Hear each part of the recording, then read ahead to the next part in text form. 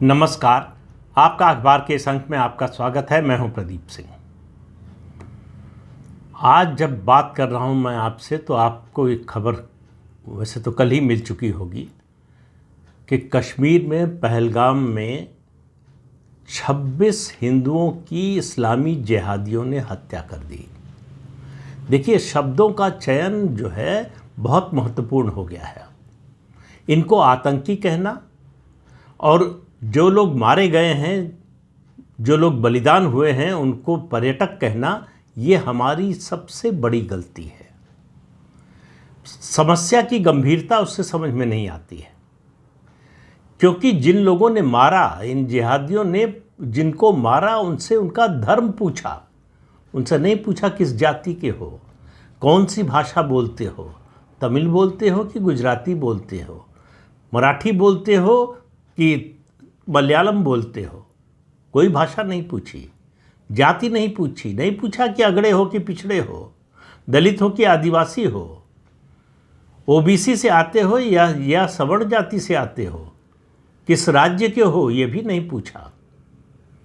तो पहली बात तो ये है कि इस देश में जो पिछले कई दशकों से, आज़ादी के बाद से भी कहना चाहिए, चला आ रहा है, ये एक बहुत बड़ा फ्रॉड, एक नाटक, एक धोखा, 3 शब्दों के जरिए: कश्मीरियत, जमहूरियत और इंसानियत। कश्मीरियत की एक ही पहचान है और वो है हिंदू विरोध की, जिहादियों के समर्थन की। अगर इस बात को स्वीकार हम नहीं करेंगे तो हम में और अल जजीरा में, हम में और पाकिस्तान के सेना प्रमुख में कोई अंतर नहीं होगा।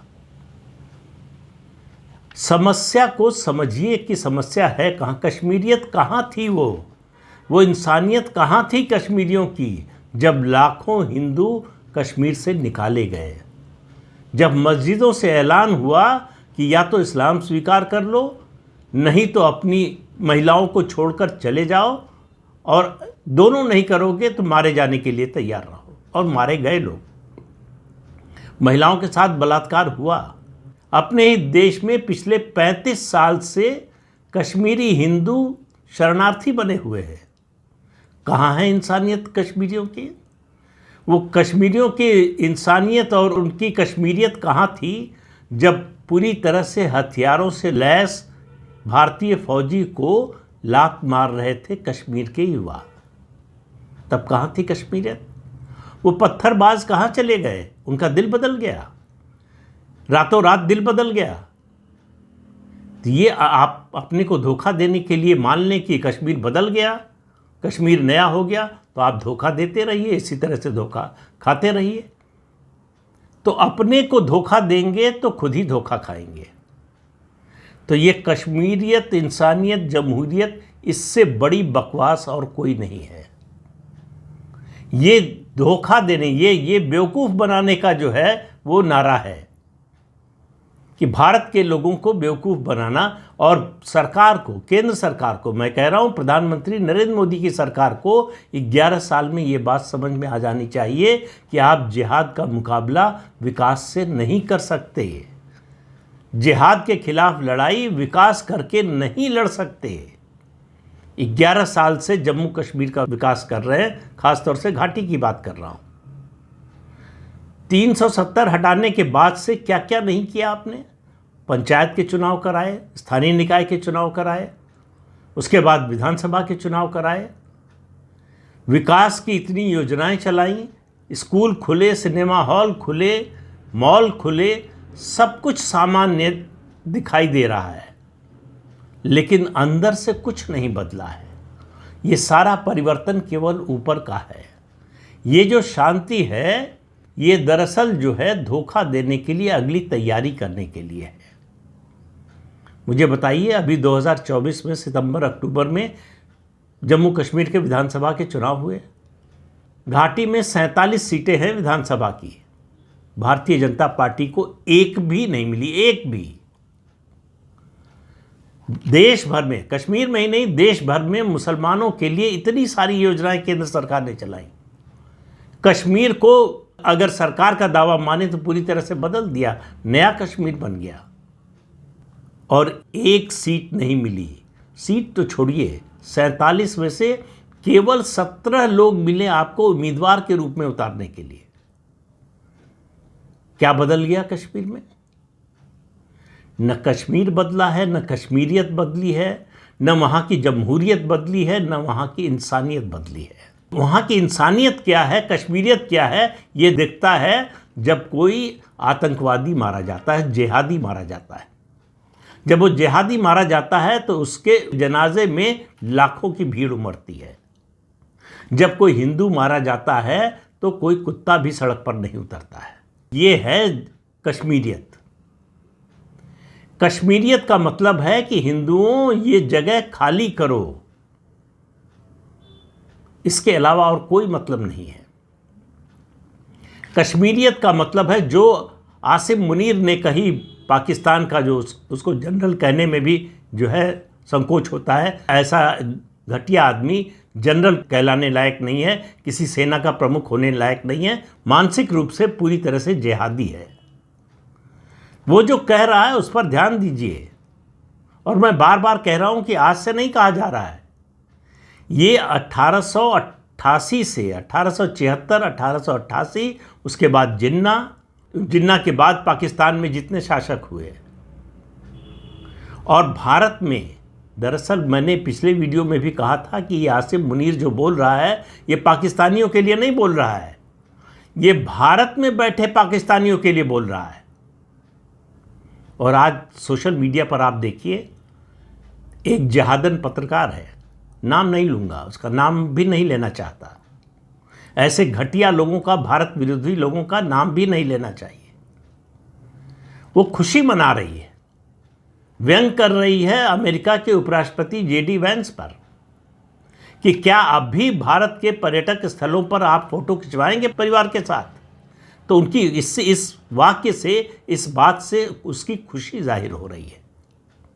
ये है जिहादी मानसिकता, जो 26 हिंदुओं की हत्या पर खुशी मना रहा है। उसका बस चलता तो सड़क पर निकलकर जो है जश्न मनाती। ऐसे लोगों से सावधान रहने की ज़रूरत है। और भी लोग हैं सोशल मीडिया पर, आप देख लीजिए, एक्स पर चले जाइए, फेसबुक पर चले जाइए। हाँ, बहुत भावना में नहीं आना चाहिए, संयम बरतना चाहिए। संयम बरतने में 1/3 कश्मीर चला गया। संयम बरतने में 38,000 स्क्वायर किलोमीटर जो है ज़मीन चली गई चीन के पास। संयम बरतने में हमारे हजारों फौजी मारे गए, 4 युद्ध लड़ने पड़े। तो ये जो संयम बरतने की बात कर रहे हैं उन पर ध्यान दीजिए। दरअसल ये सबसे बड़े भारत विरोधी हैं, ये सबसे बड़े हिंदू विरोधी हैं, ये पाकिस्तान और जिहाद के समर्थक हैं। ये गलतफहमी हमें दूर कर लेनी चाहिए कि ये अभिव्यक्ति की स्वतंत्रता के नाते ये सब बोल रहे हैं, या देश में शांति स्थापित करने के लिए बोल रहे हैं, या सामाजिक सौहार्द बनाए रखने के लिए बोल रहे हैं। ये दरअसल जिहादियों और पाकिस्तानियों का साथ देने के लिए बोल रहे हैं। और कल से मैं सुन रहा हूँ टेलीविज़न पे बहुत से लोग आकर बोल रहे हैं कि देशी आतंकियों की संख्या इतनी कम हो गई है, विदेशी आतंकियों की संख्या इतनी हो गई है। किसी एक ने कहा है कि जो है वो विदेशी आतंकवादी हैं, इसलिए उन्होंने हिंदुओं को मारा। हिंदुओं का शब्द इस्तेमाल नहीं किया, उन्होंने कहा इसलिए पर्यटकों को मारा। ये सब बकवास की बात है, इसको सुनना भी नहीं चाहिए। ये सब जो है ब्रीफ होल्ड करते हैं पाकिस्तान और जिहादी संगठनों के लिए। आप कश्मीरियत की बात क्या आ रही है सुनिए। 2 उदाहरण दे रहा हूं। एक नेशनल कॉन्फ्रेंस का सांसद है, उसने इस घटना से कुछ दिन पहले ही अभी बयान दिया है कि ये जो लोग भारत के अलग अलग राज्यों से जम्मू कश्मीर में आ रहे हैं, ये कल्चरल इन्वेजन है। तुम्हारा कौन सा कल्चर है? आसिम मुनीर वाला कल्चर है। ये वो बता रहा है कि भारत का जो कल्चर है, भारत की जो संस्कृति है, वो कश्मीर के लोगों की संस्कृति नहीं है। इससे बड़ा प्रमाण क्या चाहिए? और इतनी दर्दनाक घटना के बाद वहाँ से बयान क्या आ रहे हैं स्थानीय लोगों के कि हमारे व्यापार का क्या होगा, अब पर्यटक नहीं आएंगे तो हमारा जो है धंधा कैसे चलेगा, हमारी अर्थव्यवस्था का क्या होगा। किसी एक ने कहा कि हिंदुओं की हत्या गलत हुई। ये धर्म पूछकर मारने की जो नियत है, जो विचारधारा है, दरअसल लड़ाई उससे है। पाकिस्तान की मैंने अभी बात नहीं की, पाकिस्तान की बात दूसरे वीडियो में करूंगा। ये जो आसिम मुनीर ने कहा, ये घृणा की वो विचारधारा है जो बॉर्डर नहीं समझती है, देश की सीमाओं को नहीं समझती है, देश की सीमाओं को जब चाहे पार कर सकती है, और वो कर रही है। और मैं तो बार बार कहता हूं कि इन जिहादियों से ज़्यादा खतरनाक इस देश में जो आस्तीन के सांप हैं वो है। इन आस्तीन के सांपों को, इनकी पहचान करके इनके खिलाफ कार्रवाई की ज़रूरत है। किसी भी व्यक्ति के सहन शक्ति की जो है एक सीमा होती है। अब देश के लोग जानना चाहते हैं कि भारत की सहन शक्ति की सीमा क्या होगी। प्रधानमंत्री और केंद्रीय गृह मंत्री के जो बयान आए हैं उनसे बड़ा स्पष्ट लगता है इसका जो है जवाब दिया जाएगा, और जवाब ऐसा होगा जो सर्जिकल स्ट्राइक और बालाकोट की एयर स्ट्राइक से बड़ा होगा, ज़्यादा प्रभावी होगा। जब वो जवाब दिया जाएगा तब उसकी बात करेंगे। आज जो परिस्थिति है उसमें ये स्थिति ये है कि प्रधानमंत्री नरेंद्र मोदी की जो राजनीतिक पूंजी है वो तेज़ी से घट रही है। हम एक सॉफ्ट नेशन नज़र आ रहे हैं जिसको जब चाहे जिहादी आकर हमला करके जा सकते हैं। और याद रखिए, ये कश्मीरियत, जमहूरियत, इंसानियत की बात करने वाले वो पत्थरबाज अभी भी कश्मीर में ही हैं। आप मुगालते में होंगे, आप गलतफहमी में होंगे, आप भ्रम में होंगे कि उनका दिल बदल गया। वो नहीं है। क्यों नहीं है? सिर्फ एक बात, उनके अंदर शत्रुबोध का जो भाव है बहुत स्पष्ट है। हम लोग भ्रम में जीते हैं। हम आज तक पिछले 1000 साल से और देश आज़ाद होने के बाद भी ये समझ नहीं पाए कि हमारा असली शत्रु कौन है। ये जो शत्रुबोध का अभाव है वो इस देश को कमज़ोर बनाता है और इस देश के नागरिकों को कायर बनाता है। अहिंसा कायरता का गहना है। हमारे हिंदू धर्म में कोई देवी देवता आपको नहीं मिलेगा जिसके हाथ में हथियार ना हो। क्यों? धर्म की रक्षा के लिए, अधर्म के खिलाफ लड़ने के लिए। जब लड़ाई अधर्म और धर्म के बीच में हो तो जो धर्म के साथ नहीं है वो दुश्मन है। हमारे किसी देवी देवता ने अधर्मी को छोड़ा नहीं। ये जो शत्रुबोध हमारे बीच से गायब हो गया, हम शत्रु को जब मित्र समझने लगे और इस गलतफहमी में चले गए कि हम उनको मित्र बना सकते हैं, तब से ये समस्या है। और 1000 साल हो गए, अभी तक ये समस्या दूर नहीं हुई है, क्योंकि हमारी सोच नहीं बदली है, हमारा सोचने का तरीका नहीं बदला है। हम अपनी पुरानी संस्कृति को भूल गए हैं, हम अपनी सभ्यता को भूल गए हैं।